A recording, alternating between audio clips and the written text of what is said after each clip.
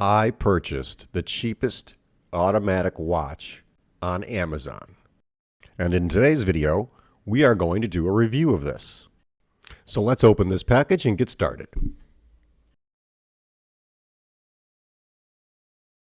So I'm trying something different here. We're going to open this up together and we are going to form some opinions on our own as we both view this for the same time. So let's cut this package open. Let's pull the box out here. And at first glance, it looks like something you're going to find at Walmart at Christmas time. So the brand of the watch is called a Winner. Well, that has yet to be determined, but we're going to take a look at it. Here's the model information for the watch. And we'll just take a closer look at this and see what the actual model number is. I've never seen this particular watch online, and I haven't seen this particular model anywhere. I've never heard of this brand, so this is going to be fun for a test to see how durable it is. Let's get this package open and check it out. Now, you feel that when you feel this box with the watch in it, this thing doesn't weigh anything. There's hardly. It seems like it's just filled with foam. But we're gonna pop it open and pull out the watch here.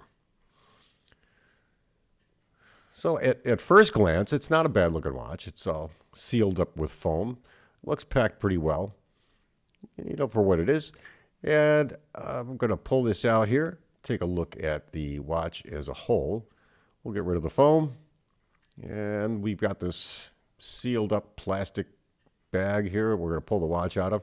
This is kind of real yucky plastic, but it didn't do any damage, obviously, to the watch, so that's not a big deal. And you can see we've got the see-through case or the display case back on the watch. And I really like the way this looks. So the first thing that we're going to talk about here is pretty much the design cues of this watch. Now, it's got a really nice black and white dial. I like the white date wheel. That's kind of nice. It really stands out off the dial. The logo for the maker, the Winner logo, is not that bad. It doesn't look obtrusive. And, of course, the Mark 15 automatic model, I guess that's what they're calling this. We've got a nice mineral glass display back, which is nice and clean, and it shows off the movement real well, although this is not the most prettiest movement I've ever seen. The case design is pretty well. The band is, stitched black leather band. I'm not sure of the quality. We're going to get into that a little bit later. But the design cues of the watch so far, stainless steel case is real slick. Say that this was kind of a conservative looking watch, and if you're a conservative person, this would probably suit you well. Let's take a look at the date and setting functions. This is a typical 3-position. You have the 0 position where you can wind the watch. Then you have 2 positions, the first click and the second click as you pull the crown out. Will be the first position is always for date setting. The second would be for the time setting. So we're going to take a look and see how well that date ring swivels in manual mode. And you can see it's kind of slips a little bit to the left as we turn it. Not very smooth, but it has a nice smooth click, and you can hear the click pretty well when you're setting the date. There is a little bit of play when we set the time, so if I move this clockwise, I can advance the time. If I move it counterclockwise, I can reverse the time. And there is approximately 2 minutes worth of play in the change of directions, so keep that in mind.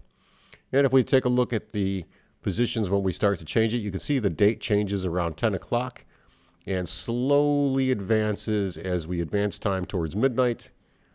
And we're just going to keep going slowly here. You can see that date disc turning ever so slightly, and bam, it clicks over to the next day, approximately 10 minutes to midnight. Now that's going to differ with every single watch because doing this manually and doing it automatically is going to have an effect on when that date disc flips over. Let's open up the back cover, grab my case opener, and we'll take a look at what's inside. So here's a real surprising thing that I find on inexpensive watches, and especially watches, and I know I don't like them, Invicta makes terribly threaded case backs. They scratch and make noises when you try to undo them. This watch is actually pretty smooth. The threads on the case back are very clean. They're polished, and as well as the inside threads on the case. They do hold up well. If we take a look at the inside, we have that plastic case spacer or a movement spacer, which is pretty common in inexpensive watches. Saves the cost of metal. Metal is a little bit better. However, plastic is cheaper. So keep that in mind. When we turn the rotor, we see that it does wind in one direction, and that's pretty typical of a mechanical watch. Some will watch in both directions, but typically they only operate in one direction. And looking at the inside of this watch, it's pretty much just steel. It's nothing special. There's no stainless steel parts in here. It's just regular base metal steel. So one thing you have to be concerned with. Now here's something I did find that I wasn't too thrilled about. If you look at the rotor, and I'm just going to point it out here I'm going to use my screwdriver. I apologize for my hand shaking. I was just outside cutting the hedges, and I'm a little dehydrated. But if we look at that rotor, there's a ton of play in it. So I'm going to check this screw. And what I found was that screw was a little loose, but it doesn't have much effect on the wobble of the rotor. So, it just kind of flops around in there, and that itself is going to make for a noisy wind when you're wearing the watch. Now, typically you won't hear these, but, if you listen closely, you'll hear it kind of rattle about. So one area I have to give this kind of a fail at. In trying to find this movement online, I was having a hard time finding it from any of the vendors that I typically buy movements from, who do sell both European and Chinese and Japanese mechanical movements.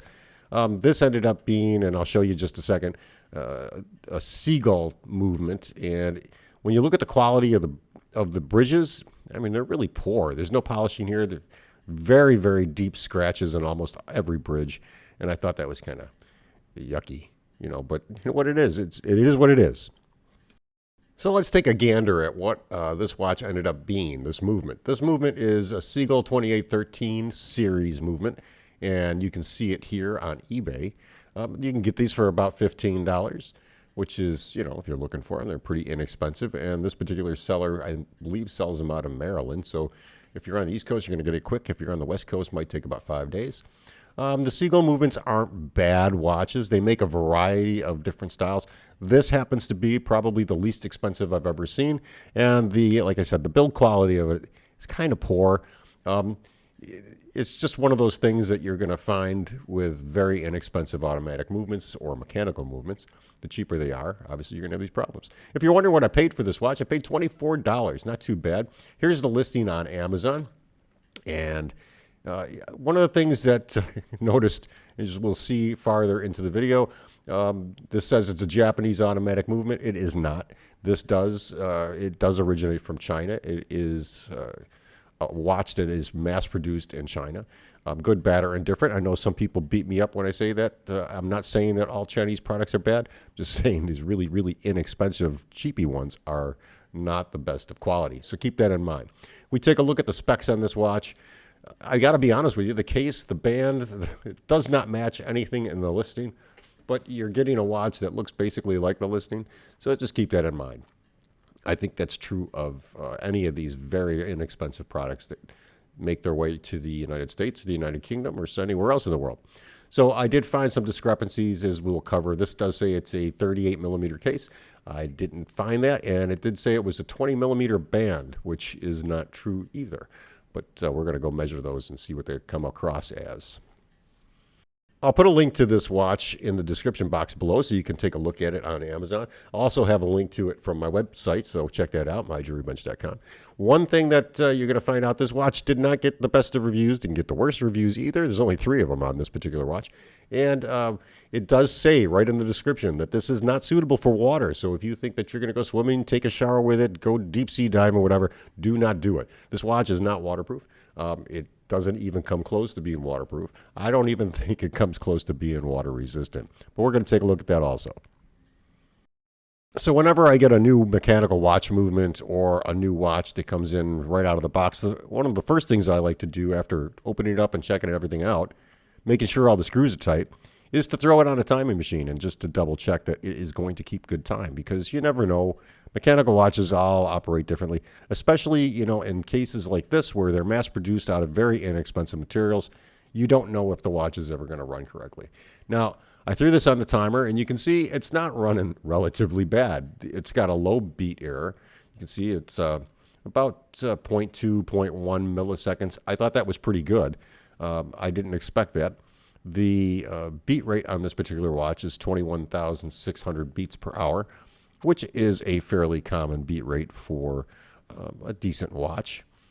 And if we take a look here, you can see I like to let them run for about 40, 50 seconds, maybe even a minute.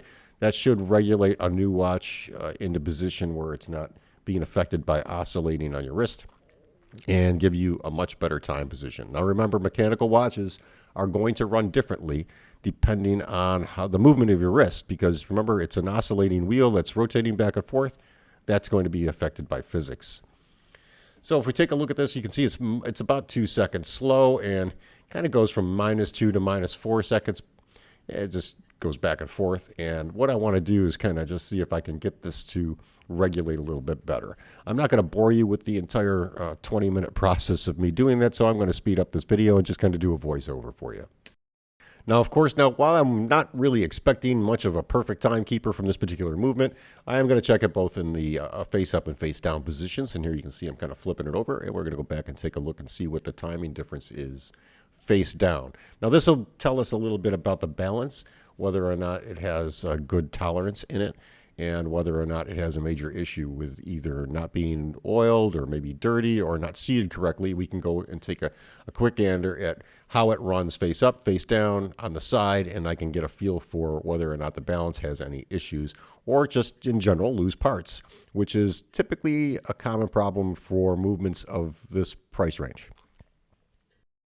So here, obviously, in the face down position, we're running about the same we were in face up, plus or minus 2 to 4 seconds per day, which is pretty good for a watch of this quality. And what I'm really interested in doing to see if I can get this to run a little bit better. If I can get this to run plus or minus 2 seconds in either direction consistently, I'll be relatively happy. Before I go ahead and start adjusting things here, I'm going to show you the parts of the watch. And what I'm pointing to there is the regulator arm, and that really rotating that around the center point of the balance cock will regulate the beat error of our watch by adjusting the position of the balance with the pallet fork. This armature here shows us the arm for adjusting the speed, fast or slow. There are no micro adjustments on this particular balance. You only can move that little arm back and forth, and to be quite honest with you, to get precise readings when you have a movement kind of like this is very hard to do. So as I said, I'm going to speed up the video here because there's nobody who wants to sit here and watch me play back and forth with all these little adjustments that I'm trying to make to the timing of this watch. But this is the process that I go through. It's sped up 8 times. I can spend as much as a half an hour sometimes trying to adjust a watch that has had a lot of work done to it and just making sure we can get it. Now I'm going back and forth. The armature to adjust the speed is very difficult to get precise movements from. So any little tiny measurement of movement gives us a dynamic swing in timing. Here you can see I finally got it to run about 2 seconds fast, and I prefer to have a watch run, a little bit on the fast side. When a watch runs slow, for me anyway, I kind of get nervous and think I'm going to be late for an appointment, so I tend to like a watch that runs a little bit on the fast side. Plus or minus 4 seconds is pretty good on this particular watch. Came out of the box that way, and I was pretty happy with it. Again, we take a look at the quality of the movement. It's kind of scratched up, and it's not finished correctly. So putting a display back on a watch that really is poorly finished is kind of goofy with me, but let's take a look at the inside and see what we've got cooking in here. Now, don't forget the listing for this particular watch on Amazon pretty much said, don't get it wet. And what I want to do is just pull the stem and crown out, and there's a little button tab on this to do that.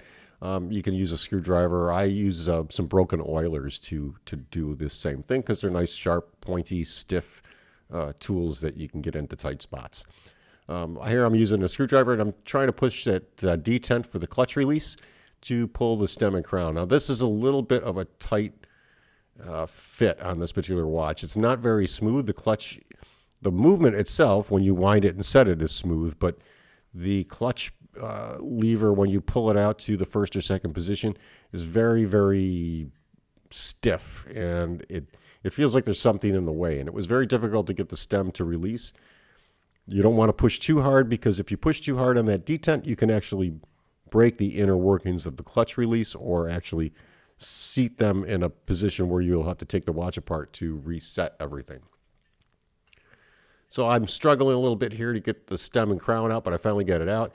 And it was a little difficult coming out of the movement, but it finally came out. And, it's pretty common stem.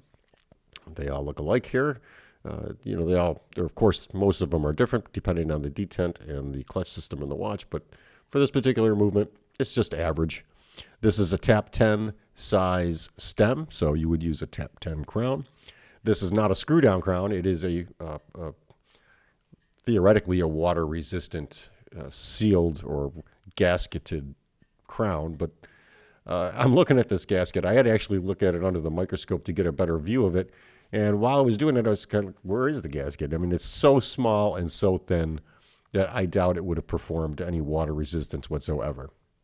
And of course, while I've got the stem and crown out, it's also a good time to take a look at the case because we want to see if there's any gasketing along the case tube or if there's any way to assure that we get a tight seal.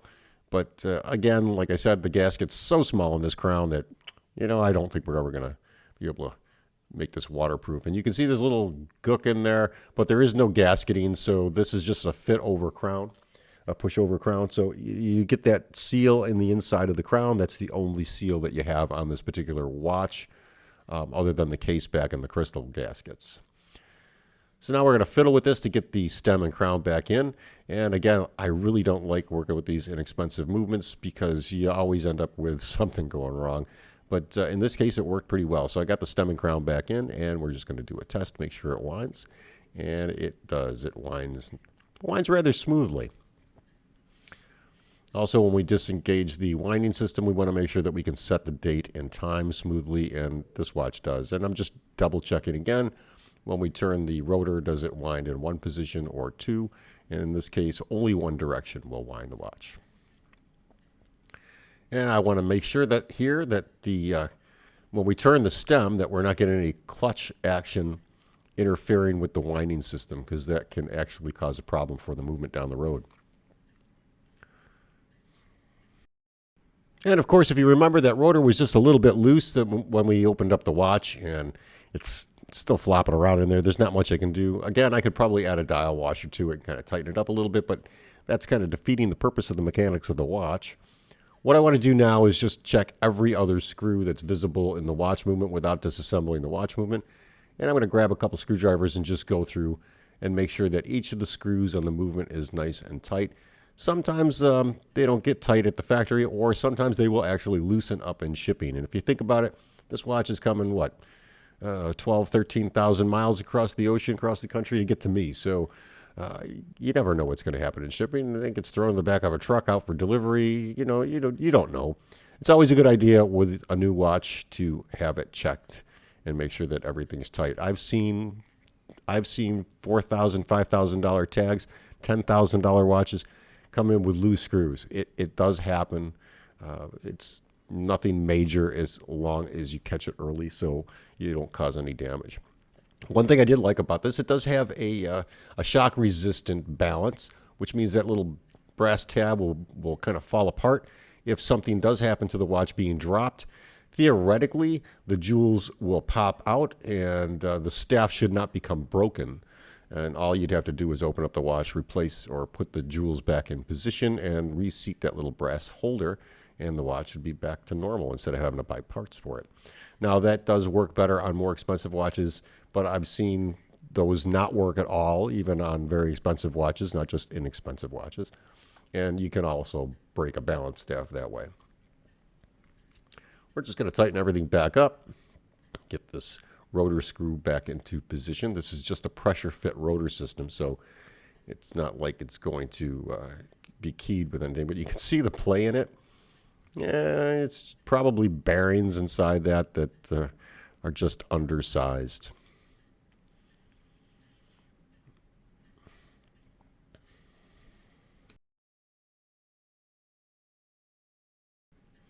And of course, as I stated before, I kind of like the fact that it does have a display case. It is mineral glass, and that is a nice silicone seal gasket for that. It is very, very tight placed in that case. The case was made very well. I think being listed as a 38 millimeter case and actually being 42 millimeters, I'm kind of happy with that. I like a slightly larger watch, not something too small. The case back threads back onto the watch real easy. It's very nice, and it does tighten down well. There's a rubber silicone gasket on the back cover, and of course, just like most watches, it does provide some water resistant feature, but I think the crown itself isn't going to help you at all. We'll take a look at the crystal on the front, and this would be a nice shallow or a low dome mineral glass crystal. It does have a silicone seal all the way around, and that is a nice feature also. Again, I like the black and white dial with the black and white second indicator markers along the perimeter of the inner side of the case. And the case is made real well. I'm pretty impressed with it. A little worried about this band because I'm not sure the condition of the band. It doesn't look like it's stitched leather, but we're going to find out when we wear it. Let's take a look at the size of the band. It's supposed to be 20 millimeters, and it does come in at 21 point something millimeters, 21.2 millimeters. So you're going to put a 21 millimeter band on it. That's a little different. And let's take a look at this case. Again, it's supposed to be 38 millimeter, and you can see it's a little over 41.5 millimeters, so almost 42. Again, for me, I kind of like that. I don't like small cases, but this watch actually works pretty good. Overall thickness, the watch is about 8.5 millimeters thick, so that's not a bad thickness on a watch. It's very conservative, a good feel on the watch itself. Feels good on your wrist. I'm not crazy about this band because it's rather stiff. Most leather bands are pretty stiff to begin with. So my overall feelings of this watch is, yeah, you don't want to get it wet. That's one thing. That's a downer. The movement quality is kind of poor. It's just the way it is. It's a $15 movement, guys. How do you think they made this watch for $24? The case is very nice. I like the case a lot. I would probably put a different crown on there. Let's take a look at the inside of the movement. You can see that there's scratches everywhere on this movement. I don't know what kind of a manufacturing process they were using, but that's the worst I've ever seen on any movement, whether it's from Europe, China, or anywhere in the world.